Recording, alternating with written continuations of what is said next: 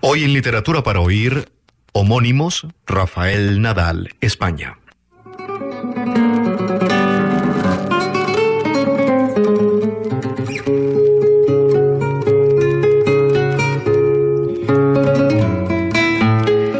Rafael Nadal Ferreras, nacido en Gerona, España en 1954, es un periodista y escritor español. Debido a la coincidencia de nombre con el tenista Rafael Nadal, firma con el seudónimo Rafael Nadal. Corresponsal, editor y columnista en diarios catalanes y españoles, contertulio de programas de televisión, fue director del periódico de Cataluña en el periodo 2006 a 2010, durante el cual la publicación recibió, entre otros, el Premio Nacional de Comunicación en el año 2008, el premio al mejor diario de Europa del European Newspaper Congress, el premio a la mejor portada del año de la Society for News Design y el premio al mejor diseño de España y Portugal de la SND 2007. Tiene 4 libros publicados y ha sido premiado con el galardón Joseph Pla de narrativa en 2012 y el premio Anglada en 2014. De su novela publicada en 2017, La señora Stendhal, estas páginas donde una librería de segunda mano depara sorpresas.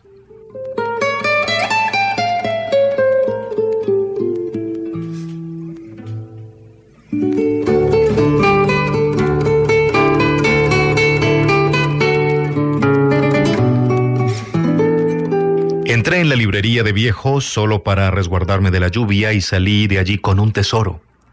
Se había desatado un diluvio sobre el barrio antiguo de Girona. El agua de los tejados desbordaba los canalones, caía a chorros sobre la calle de la Forza y bajaba como un torrente desde la plazuela del viejo instituto. Tenía la gabardina y los zapatos empapados.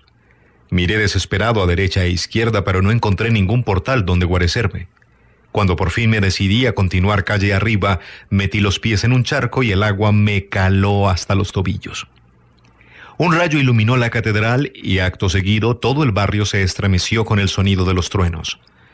La lluvia continuaba arreciando. Apreté el paso hasta alcanzar el punto más alto de la calle de la Forza y de repente me topé con la entrada de la librería de Viejo de Cortés. Sacudí la cabeza y el cuerpo como un perro recién salido del agua y empujé la puerta. En el interior me recibió un gran alboroto. 2 japonesas, una anciana y otra mujer mucho más joven, saltaban y aplaudían sin parar de reír, rodeadas de libros y de periódicos viejos.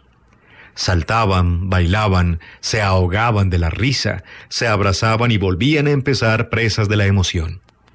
El librero ni siquiera reparó en mi llegada. También él se reía y aplaudía cómplice de las japonesas que para entonces estaban tan congestionadas que parecían a punto de sufrir un ataque. Como nadie me hizo caso, me deslicé discretamente hacia el rincón de las postales antiguas. Me hice invisible tras las cajas que estaban ordenadas por temas y poblaciones. Con los dedos iba pasando fotos y postales como un autómata, absorto en la contemplación de aquellas mujeres. La escena aún se alargó un buen rato. Cuando se calmaron, el librero les hizo entrega de un sobre y acompañó el trámite de grandes reverencias para dar solemnidad al acto. Las mujeres abonaron su compra y antes de salir al encuentro de la lluvia le dieron un abrazo. No salía de mi asombro. Nunca antes había visto a un japonés abrazar con tanta naturalidad a un desconocido. Cortés las acompañó hasta el umbral y las despidió con la mano hasta que se perdieron calle abajo, protegidas por sendos paraguas de color rojo. Cuando regresó al interior de la tienda, el hombre se reía y movía la cabeza como si todavía no pudiese dar crédito a lo que acababa de ocurrir. Se sentó y empezó a ordenar las postales que habían quedado sobre el mostrador. De repente dio un respingo y a punto estuvo de caerse del taburete. Acababa de descubrirme detrás de las cajas de postales. ¡Joder!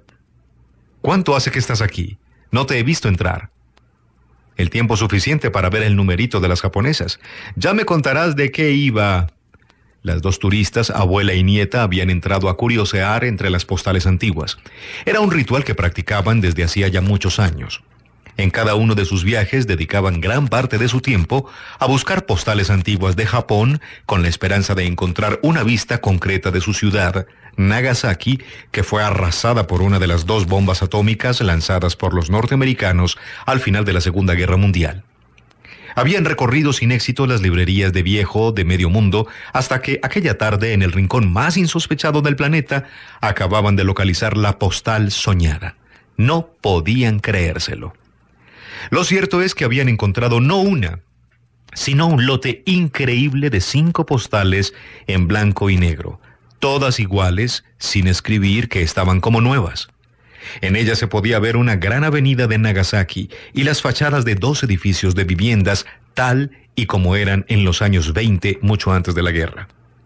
En el ángulo inferior de la imagen, a la derecha del primer edificio, se distinguía perfectamente un porche para la entrada de mercancías y un gran toldo de lona que protegía del sol y de la lluvia las cajas de frutas y verduras de una gran tienda de comestibles. Se trataba del negocio familiar de las mujeres que acababan de abandonar la librería. Justo delante de ellas se distinguían 2 figuras que posaban cogidas de la mano, mirando a cámara. Una señora de mediana edad y una niña pequeña que debía de ser su hija y que no era otra que la abuela japonesa que apenas, unos minutos antes, había estallado de alegría en aquella librería de la judería de Girona. El toldo y la tienda se extendían hasta más allá de los límites del primer bloque de pisos y ocupaban los bajos del edificio contiguo. El 9 de agosto de 1945, la explosión de la bomba atómica no había dejado ningún resto de la estructura de los 2 edificios y el rastro de la prolongación lateral de la tienda había desaparecido para siempre. Sin planos ni fotos del local, la familia no había podido acreditar después de la guerra que ellos eran los propietarios y en consecuencia habían perdido todos sus derechos sobre el inmueble. La postal que acababan de descubrir les devolvía la esperanza. 45 años después de aquella terrible explosión, esta sería la primera prueba que la familia de comerciantes podría aportar para reclamar la propiedad que unos vecinos poderosos les habían arrebatado cuando se inició la reconstrucción de la ciudad. ¿Cómo habían llegado a Cataluña aquellas 5 postales de la ciudad japonesa? Eso era un misterio. Como también lo era el hecho de que aquellas 2 mujeres hubieran entrado precisamente en la librería de Cortés, quien unos meses antes había encontrado aquel lote por casualidad en el desalojo de un piso señorial de una familia francesa que vivía en el Eixample de Barcelona. La emoción con la que el librero me relató lo sucedido me animó a revolver con una atención renovada en las cajas de postales antiguas.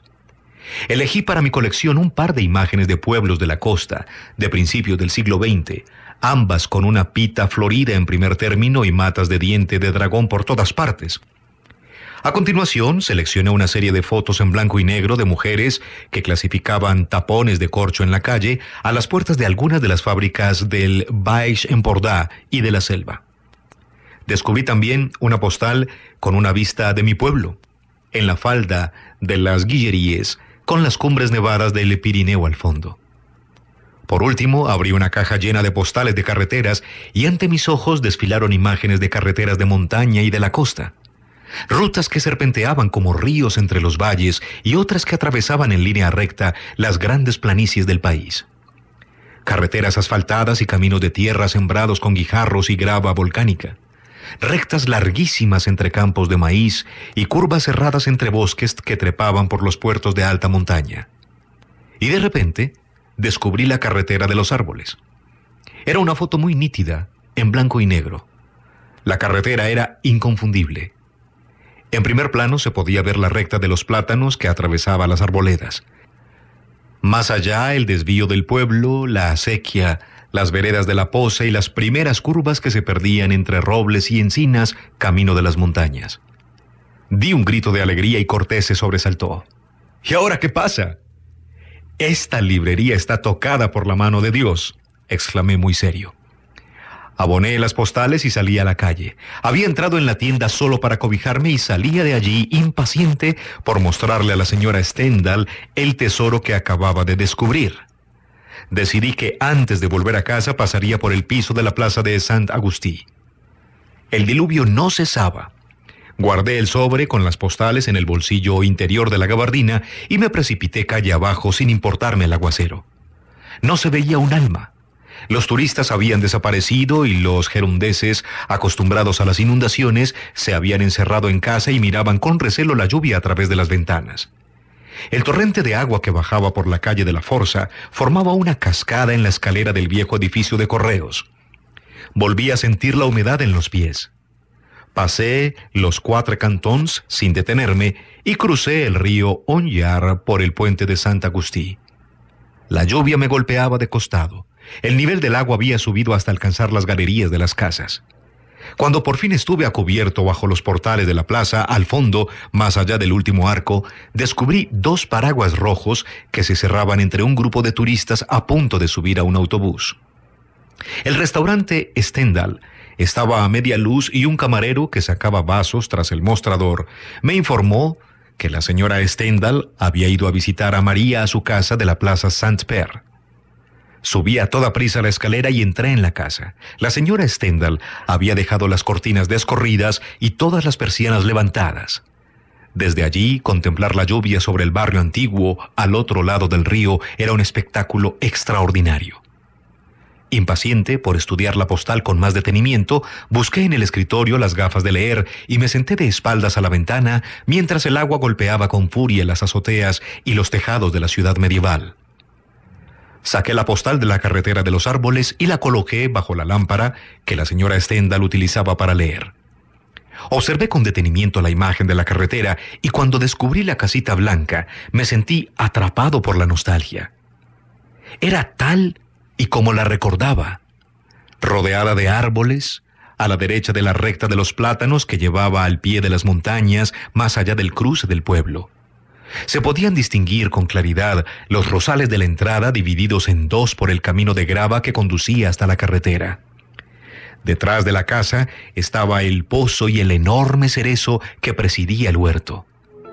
Debían de haber tomado la foto un día de septiembre porque los árboles ya deshojaban y a ambos lados de la carretera había un manto de hojas secas.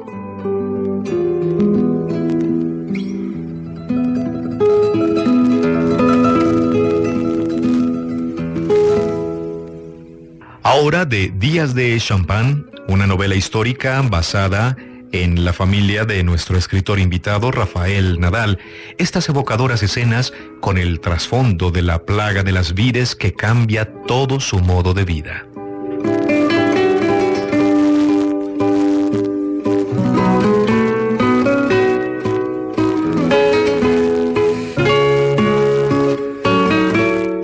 La comida de los sábados.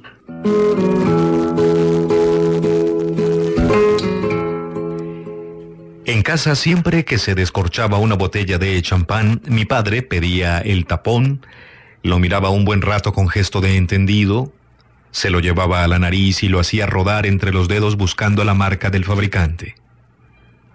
«Buen tapón», sentenciaba con mucha solemnidad cuando reconocía las iniciales FO, que lo identificaban como un producto de Francisco Oller Bouchons à Champagne, la empresa familiar especializada en la fabricación de tapones de corcho para cava y champán. Después nos lo íbamos pasando y cada uno de nosotros asentía con la cabeza, aunque en aquella época no sabíamos nada de cuadros, ni de discos, ni de mangos. La baba Teresa era la encargada de las compras, que ordenaba por cajas como si fuéramos un gran hotel, porque cuando la cava todavía no llamábamos champán, esa ceremonia se repetía muy a menudo. Brindábamos en Nochebuena y en la comida de Navidad, en San Esteban, en Nochevieja y el Día de Reyes, el Domingo de Ramos y en Pascua, luego en el Corpus y en las verbenas de San Juan, San Pedro y San Jaime. También en la Ascensión, en las ferias de San Narciso, el Día de Todos los Santos y el de la Purísima Concepción, y por supuesto, descorchábamos botellas de champán en cada uno de nuestros santos y cumpleaños que en una familia de 12 hermanos inevitablemente se sucedían a un ritmo alocado. Y por último, estaban los bautizos, las comuniones, las confirmaciones y las comuniones solemnes. Más adelante también empezábamos a brindar en las bodas y aumentaron los bautizos, entonces de los nietos, y poco después en los aniversarios de boda. Con el paso de los años nos hemos acostumbrado a descorchar alguna botella de champán casi todas las semanas, y siempre hay más de una razón que lo justifique. En las comidas familiares de los sábados, cuando llegan los postres, mi madre enumera todas las fiestas de la semana. Hoy celebramos los santos de Kim, de Kimi y de las dos Anas, el cumpleaños del pequeño Guillem y el aniversario de boda de Pep y Lamen. Por eso ahora, cuando oigo que se descorcha una botella de champán o de cava, se dispara mi nostalgia por los brindis que hicimos con la baba Teresa y toda la familia alrededor de la mesa en la plaza de Santa Lucía de Gerona, en la Fosca o en la casa de Agua Viva, y aún puedo ver la baba ordenando que se descorchasen las botellas y a mi padre reclamando el tapón para sentenciar: no vale nada. Me he dado cuenta enseguida de que no era nuestro. Como aquel 1 de marzo de 2004, cuando mi padre condenó con un gesto despectivo un tapón de la competencia y mi hermano Jaume, el abogado de la familia, aprovechó para reclamar la atención de la mesa. Los franceses han dado un golpe en Oler y se han hecho con el control de la fábrica.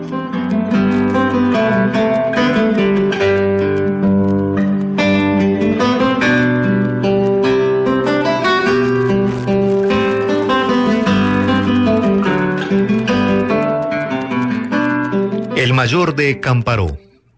Francisco Oler, el mayor de Camparó, había subido con Calau a buscar setas a las Gavarres, más arriba de las Dues Rieres.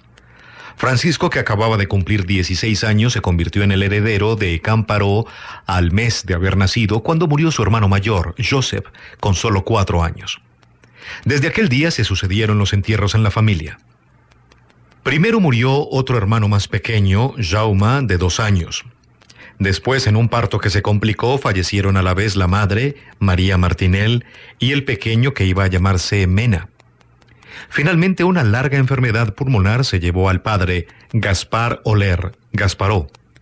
Francisco se convirtió en el hombre de la casa porque la mayor era una chica, Agnès.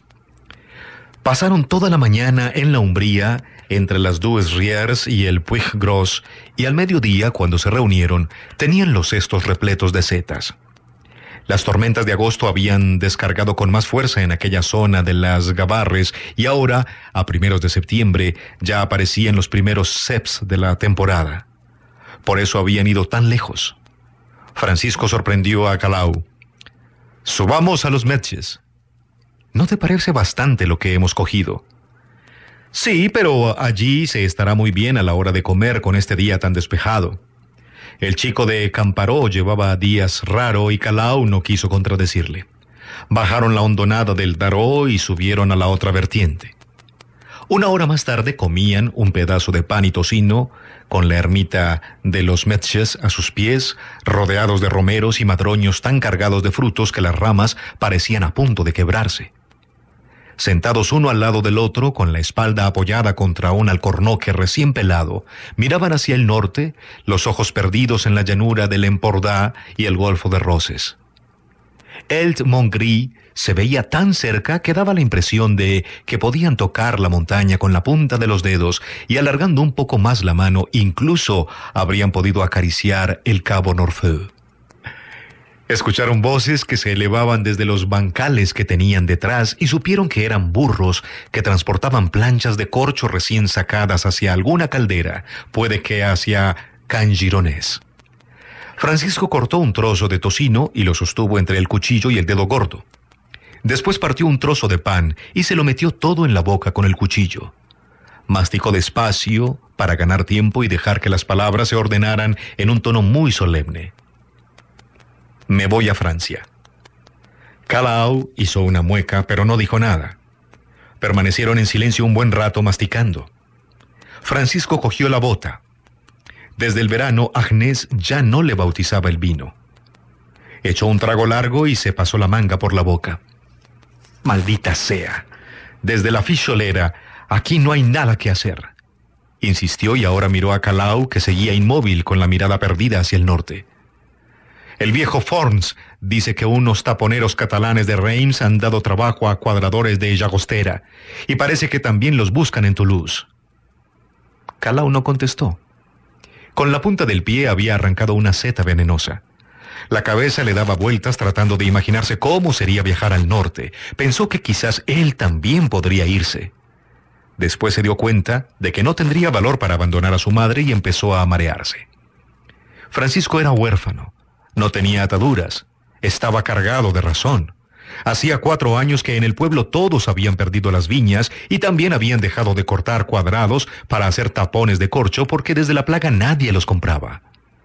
Se levantó y pisó con rabia la seta, boleto de Satanás, que había quedado boca arriba. El musgo amarillo se había vuelto morado.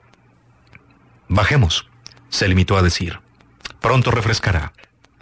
Descendieron por los senderos de Misa. En Can Gironès, los hombres entraban y salían del bosque cargados de planchas de corcho y las iban dejando en la era para el primer hervor. Otro grupo apilaba los fardos ya hervidos en la pila para que el corcho reposara hasta el verano siguiente. Francisco pensó que en el almacén al aire libre, de lejos, las pilas de corcho parecían una colmena gigante. Adelantaron a un carro que bajaba planchas reblandecidas del año anterior hacia los almacenes de Cachá o de Llagostera que empezaban a estar saturados. Los propietarios seguían de saca en los alcornoques, pero si las cosas no mejoraban pronto nadie compraría el corcho. Volvieron a ascender para rodear el Puy Gros y cuando tuvieron el pueblo a sus pies, decidieron llegar hasta él por el camino de la Verneda. Ya estaban abajo, junto a Cal Redixto, cuando Calau rompió el silencio. «Mierda de filoxera».